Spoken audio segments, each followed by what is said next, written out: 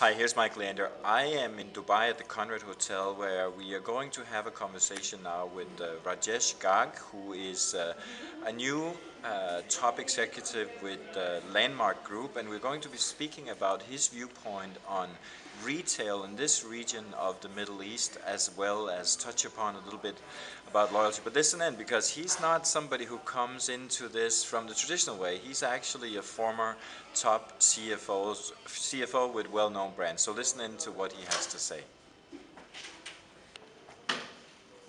So, Rajesh, why don't you start by telling us a little bit about who you are and what you do? Absolutely. So, hi, I'm Rajesh Garg. I'm the Chief Operating Officer for Landmark Group. Landmark is the largest non-food retailer in the Middle East, North Africa region. We also have a fairly large operation in India. We have quite a large selection of brands which are leaders in most of the markets, from Shoe Mart, Baby Shop, Lifestyle, Center Point, which is our umbrella concept brand, and a whole range of other home center, obviously in the home category.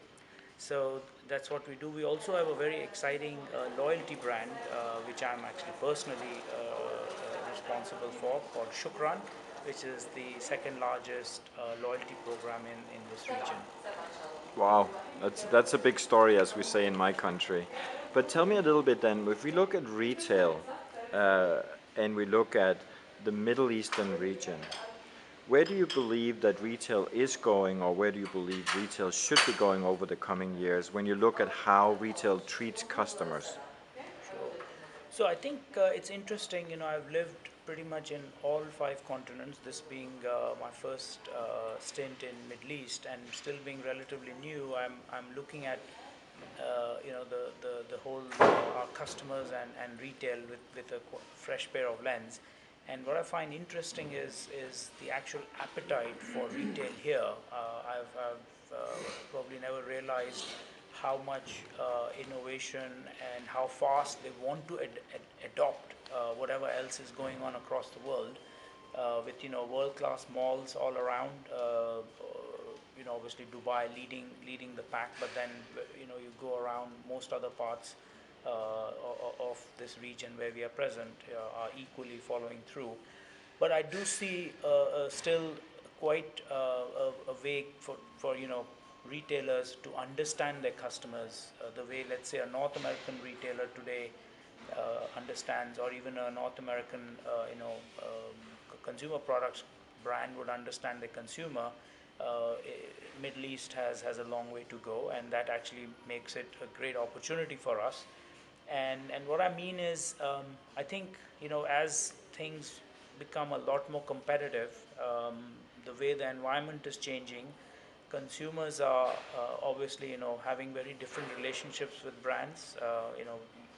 We hear how brands are now needing to be co-created, where experiences have to be co-created with your customers. So no longer you can just package your experience and shove it down their throat.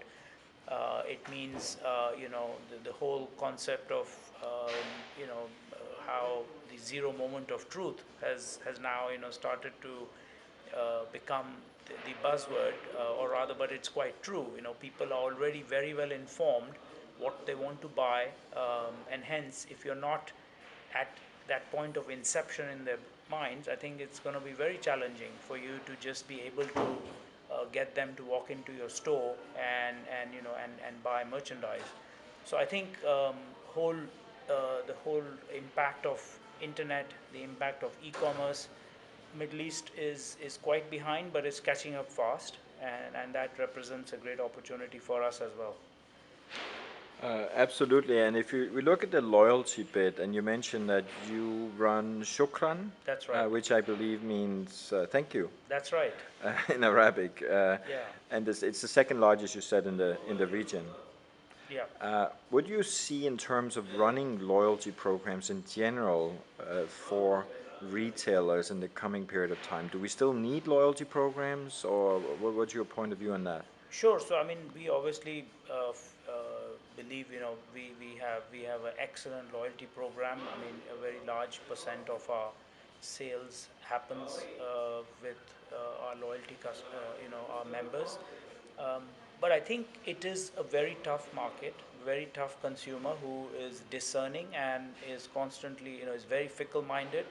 So to be in that consideration set is not going to be easy. And people are going to trade out, in, out. So really, are they really loyal? Is the key question. So yes, they are part of your membership program, but may not necessarily mean they are loyal. And how do we win their hearts? How do they win their relationship? Is what will be a challenge. Obviously, what we bring is a very large set of brands, our own brands, our franchise brands.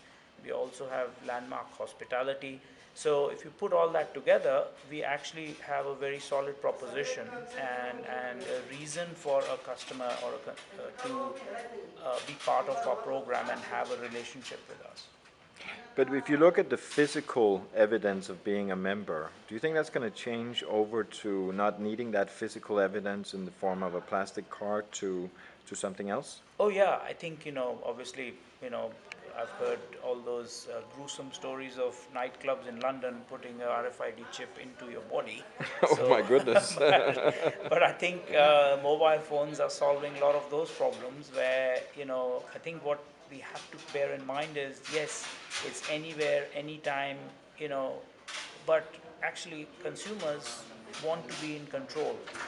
They want you to know where they are, what they're doing, what they're spending, but when they want Yeah. and where they want. So we are very cognizant of that. And but coming back to your question, I think mobile phone apps, allow you to prevent the need for a card. I think there are many ways. Biometrics will come in, or but I guess phone has become the hub where everything resides in it, whether it's your e-wallet or just your app embedded in a customer's phone. Absolutely. So you have a background with some really interesting companies, including Procter and Gamble, that are known for their measurement mania or obsession, if you will. But it turns out that seems to be a very good way of doing business, or in particular, spending money on marketing. How do you see, as a former top CFO, how do you see the return on investment in loyalty as a whole for retail specifically? See, and you are a marketing guru yourself. I mean, the whole John Wanamaker's quote, right? 50% of my half my marketing goes waste. I just don't know which half, Yeah. right? And I think as a CFO, all my life, as CFO of brands, that's what I've done. Pushed the envelope with my marketing counterparts. That can you push that needle, even you push it by 10%, makes a dramatic impact. You can never say I'm never going to have any waste in my marketing. It's kind of a gamble. You don't know what will work. But I think what excites me most is that now with the digital world, with kind of loyalty stuff, it becomes a lot easier to track and measure ROI, and hence the ability to make actually higher investments because you're more sure of where if that there is a return. So I think that's the good part. Obviously, the data deluge, that's happening. It's not easy to do it. So on one hand, you can measure it, but the amount of data available is obviously doubling every 2 years. So yeah, but we are up for it. We are looking out for all whatever the technologies might be there for us to help us in this ROI calculation. Oh, very interesting. Thank you so much for sharing that. Thank you.